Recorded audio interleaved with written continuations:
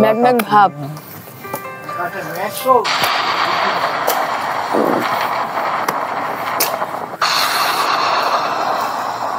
এই সাইফুল সাহেব কি হচ্ছে এখানে? এই তো ভাই গাছ কাটি। এই থামো থামো থামো, এই থামো জিয়াদ সাহেব থামো। কি হচ্ছে এদিকে আইসো। এই লাল গাছটা কাটতে চাও কে? এ কাজে লাগে না কো, কাঠ মাটো না হয় না কো, পড়ি থাকে কি করব।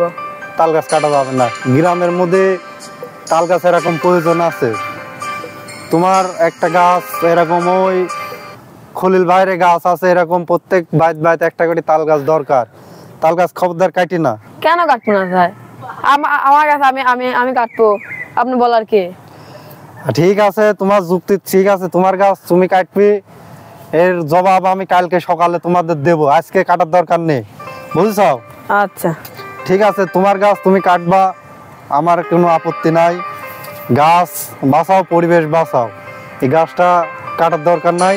কালকে আমার বাড়িতে আসো, এ বিষয়ে আমি তোমাকে তাল গাছ গ্রামে থাকলে কি উপকার তুমি আজকে কাটি না, তোমাকে অনুরোধ করলাম, আমি তোমার স্যার হিসাবে আজ কাটার দরকার নেই। আচ্ছা স্যার, আজ কাটলাম না, কালকে আপনাদের সঙ্গে দেখুন। আচ্ছা ঠিক আছে, যাও তো যাও। আচ্ছা আসো।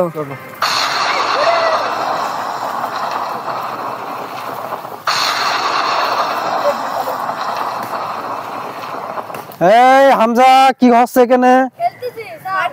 এখানে আসো, এখানে আসো, সবাই তিনজনে আসো। আকাশের অবস্থা তো ভালো না, মেঘ হচ্ছে, ঝড় বৃষ্টিপাত বজ্রপাত হওয়ার সম্ভাবনা। এই টাইমে খেলা যাবে না। খেলা যাবে না, এখন বজ্রপাতের সম্ভাবনা আছে। এই বিষয় নিয়ে আমি একটা সেমিনার করব, তুমি এবং হামিম তুমিও আমার বাড়িতে কাল সকালে আসবা। আর এই টাইমে আর খেলে না, বাদ চললাও, ঠিক আছে? যাও যাও, বাদ চললাও।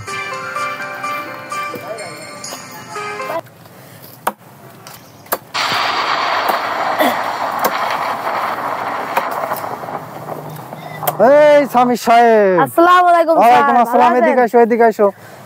বলেন স্যার। বৃষ্টি বাদলে হচ্ছে, ঝড় বজ্রপাত হচ্ছে, আর তুমি এই টাইমে গাছ কাটতে আইছো। এই টাইমে সময় পেলাম, সারাদিন ব্যস্ত ছিলাম স্যার, এই জন্য এখন কাটতে। সময় পাও আর না পাও, এই টাইমে গাছ কাটা যাবে না। এই টাইমে বজ্রপাত হচ্ছে, মেঘের অবস্থা ভালো না, এই টাইমে গাছ কাটা যাবে না। তুমি এখন বাইরে যাও, আরেকদিন কাটি।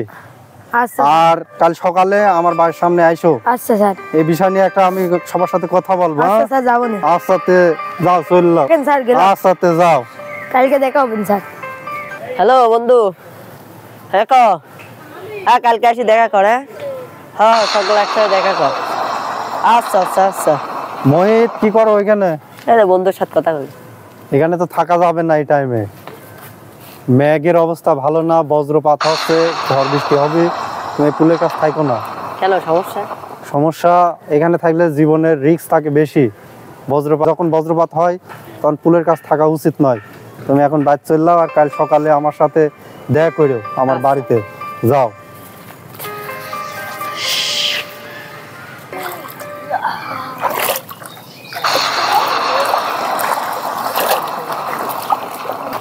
এই হামিম কি হচ্ছে এখানে?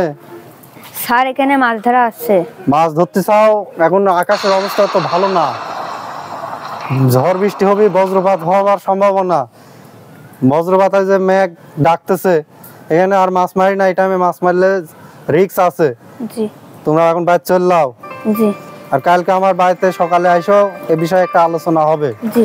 হ্যাঁ যাও, বাইরে চললাও। কি রে বন্ধু, কি খবর? আকাশে মেঘ বৃষ্টি বজ্রপাত আসছে, আসলো মেঘ বৃষ্টি আসছে বজ্রপাত। ওই মেলা দিন দেখা করিনি তো, তাই আজ দেখা করতে আসলাম। এমনি ভালোই আছিস তুই? হ্যাঁ ভালোই আছে। কি খবর ওমর সাহেব, ভালো তো? হ্যাঁ। কি হচ্ছে দুই বন্ধুর? এই দুই বন্ধু গল্প করতেছি আমরা। এই মেঘের অবস্থা তো ভালো না, বজ্রপাত হচ্ছে, আর এইভাবে তো এখানে এটা তো টিন জাতীয়, লোহা জাতীয়, এখানে গল্প করা যাবে না। গল্প করার দরকার হলে ভিতরে গল্প করো, এখানে বাইরে গল্প করে না। বজ্রপাতে এভাবে বাইরে টিন অবস্থায় বা ইলেকট্রিক কোনো জিনিসপাতি, লোহা স্টিল এর স্পর্শে থাকা উচিত নয়, বুঝছো? আচ্ছা, তে গল্প করলে ভিতরে যাই গল্প করো, ঠিক আছে? আর কাল সকালে আমার বাড়িতে আইসো, এ বিষয়ে একটু আমি কথা বলবো। আচ্ছা, দেখা হবে না।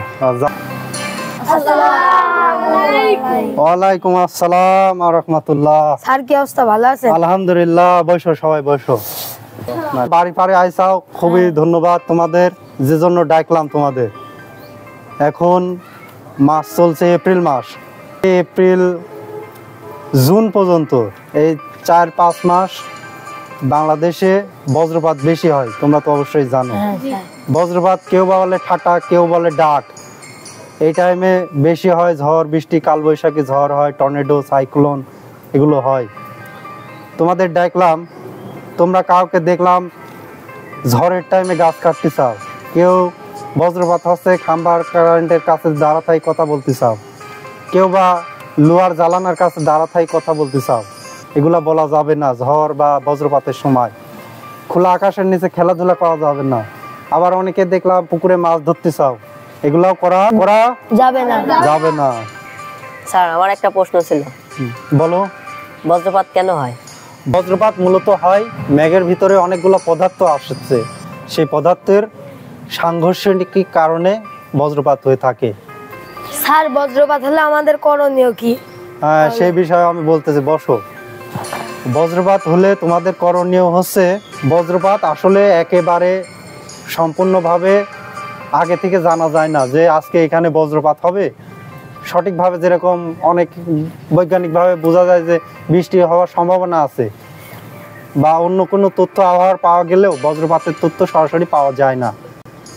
এর জন্য যেখানে তোমরা অবস্থান করবে সেই অবস্থায় যদি বজ্রপাত শুরু হয়, প্রথম অবস্থায় তোমরা যদি খোলা আকাশের নিচে থাকো, সেখান থেকে যত সম্ভব পারবে বাড়িতে আশ্রয় নিতে, বা ছাদওয়ালা বাড়ি, কংক্রিট দেওয়াল, এরকম বাড়িতে আশ্রয় নেওয়ার চেষ্টা করবে।